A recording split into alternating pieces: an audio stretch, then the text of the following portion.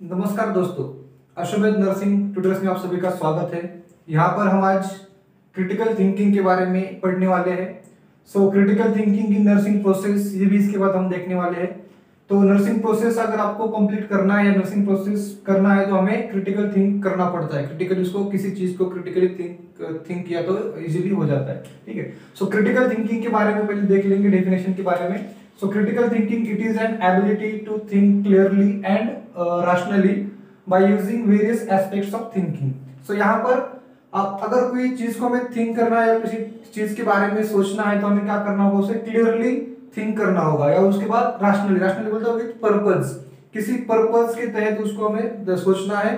अगर हमें मानो हमें पेशेंट को केयर देना है तो क्यों देना है, उसके पीछे का साइंस क्या है, कैसे देना है, उसके बारे में सब कुछ सोचना पड़ेगा।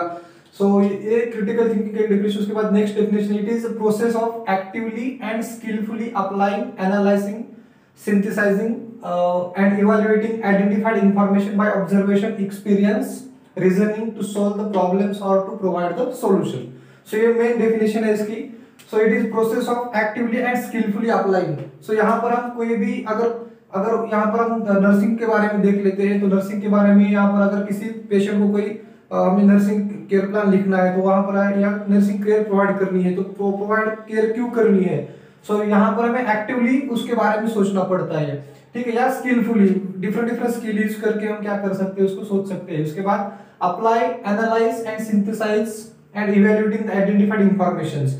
यहाँ पर जो भी इंफॉर्मेशन आइडेंटिफाई की है पेशेंट से, लाइक हमने असेसमेंट किया है पेशेंट का, हिस्ट्री कलेक्शन के बाद फिजिकली असेसमेंट किया है या कोई भी दूसरा इन्वेस्टिगेशंस का असेसमेंट किया है उसमें, तो ये जो गैदर्ड इंफॉर्मेशन है या आइडेंटिफाइड इंफॉर्मेशन है उसको हम क्या कर सकते हैं, स्किलफुली एनालाइज कर सकते हैं, उसको सिंथेसाइज कर सकते हैं और उसको इवैल्यूएट कर सकते हैं। यानी कि इवैल्यूएशन बोले तो अगर हमने नर्सिंग केयर प्रोवाइड की है तो उसका कितना इफेक्टिव हो गया है, तो इसके बारे में हम इवैल्यूएट करते हैं। ये हर ईच एंड एवरी स्टेप में यहाँ पर जैसे नर्सिंग प्रोसेस में लिखा है तो ईच एंड एवरी स्टेप में हमें क्रिटिकल थिंक करना पड़ता है, क्रिटिकल इसको सोचना पड़ता है। बाय ऑब्जर्वेशन, एक्सपीरियंस, जो हमें इंफॉर्मेशन हम कलेक्ट करते हैं वो डिफरेंट मेथड से कलेक्ट करते हैं। जैसे कि ऑब्जर्वेशन से हम पेशेंट इंफॉर्मेशन कलेक्ट कर सकते हैं। उसके बाद experience, by experience then reasoning बोलते ब्रेनस्टॉर्मिंग हम कर सकते हैं, रीजनिंग कर सकते हैं। उसके बाद टू सॉल्व द प्रॉब्लम्स और टू प्रोवाइड द सॉल्यूशंस।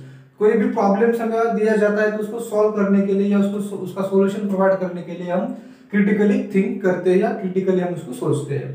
ठीक है, अब यहाँ पर हम देखने वाले हैं critical thinking in nursing process. अगर हम नर्सिंग प्रोसेस बनाने वाले हैं या नर्सिंग प्रोसेस यहाँ पर लिखने वाले, नर्सिंग केयर प्लान लिखने वाले, तो उसी टाइम हमें क्रिटिकली थिंक करना पड़ता है। किसी भी पेशेंट को अगर नर्सिंग केयर प्रोवाइड करना है तो उसी टाइम हमें क्रिटिकली उसी चीज को सोचते हैं। लाइक यहाँ पर नर्सिंग प्रोसेस के अलग अलग 6-7 स्टेप्स होते हैं। सबसे पहले स्टेप होती है असेसमेंट। ठीक है, उसके बाद नेक्स्ट स्टेप होती है आइडेंटिफिकेशन, बोले तो नर्सिंग डायग्नोसिस की स्टेप है। उसके बाद टू प्रोवाइड इंटरवेंशंस के बाद इम्प्लीमेंटेशन, रैशनल एंड इवोल्यूशन। ये डिफरेंट 6 अलग अलग प्रकार के यहाँ पर स्टेप्स नर्सिंग प्रोसेस में पाए जाते हैं या नर्सिंग प्रोसेस में होते हैं।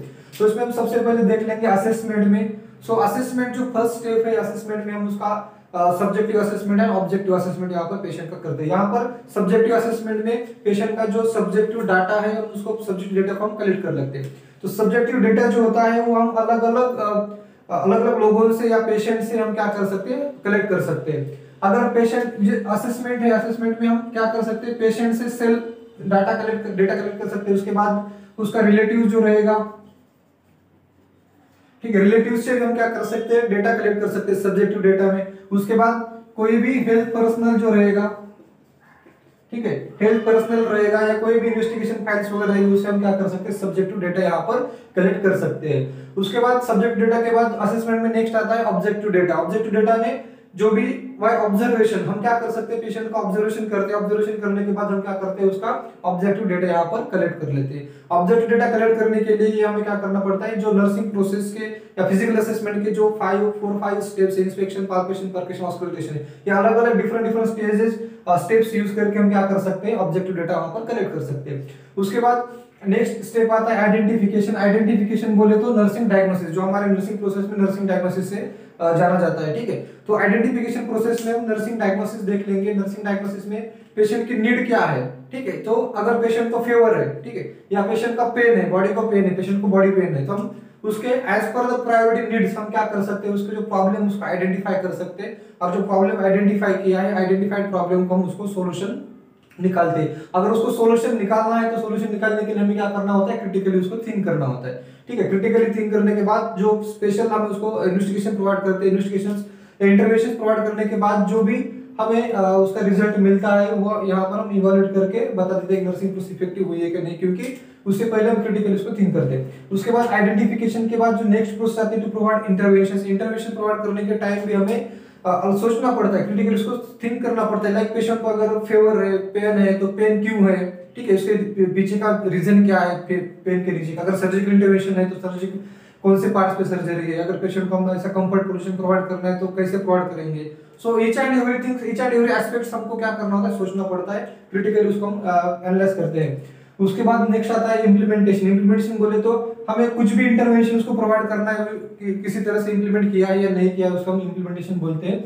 जो भी इंटरवेंशन है हम उसको पेशेंट को प्रोवाइड कर, जो प्लान इंटरवेंशन है उसको हम देते हैं, तो उसको हम इम्प्लीमेंटेशन बोलते हैं। उसके बाद टू फाइंड रैशनल बोले तो अगर हम पेशेंट को कंफर्ट पोजीशन प्रोवाइड कर रहे हैं, अगर पेशेंट को क्या है, पेन है, ठीक है, लेग पेन है, तो हम उसको कंफर्ट पोजीशन प्रोवाइड कर रहे हैं। तो क्यों प्रोवाइड करने का, कंफर्ट पोजीशन प्रोवाइड करने से क्या होता है, तो इसे हम रैशनल में लिख देते हैं। उसका रीजन जो रहता है इंटरवेंशन का हम रैशनल में लिख देते हैं। और उसका जो रैशनल लिखना है तो उसके लिए भी हमें क्या करना होता है, क्रिटिकली उसको थिंक करना होता है कि क्यों देना है, ठीक है। तो उसके बाद नेक्स्ट आता है इवैल्यूएशन। इवैल्यूएशन में जो ओवरऑल जो हमने केयर प्रोवाइड की है, नर्सिंग इंटरवेंशन वगैरह प्रोवाइड किए, ये इफेक्टिव हुआ है कि नहीं हुआ है, तो उसको हम इवैल्यूएशन के अंदर डाल देते हैं। तो इवैल्यूएशन में हम लिखते हैं अगर पेशेंट का पेन रिड्यूस हुआ है नहीं हुआ है, पेन स्केल से हम लिखते हैं कि लाइक आउट ऑफ 2 आया है, 3 आया है, माइल्ड है, मॉडरेट है, ठीक है। तो ये इवैल्यूएशन में आता है। तो नर्सिंग प्रोसेस के बारे में थोड़ा सा हमने देख लिया था। जो आगे वाली जो हमारी वीडियोस रहेगी वहां पर हम स्पेशल नर्सिंग प्रोसेस के बारे में वीडियो देखेंगे। उसमें ईच एंड एवरी जो स्टेप्स है नर्सिंग प्रोसेस के सेपरेट वीडियो हम वहां पर अपलोड करने वाले हैं। तो अभी ये just critical thinking in nursing process के बारे में हमने यहाँ पर सीधा थोड़ा सा देखा है। अगर वीडियो अच्छा लगा तो प्लीज लाइक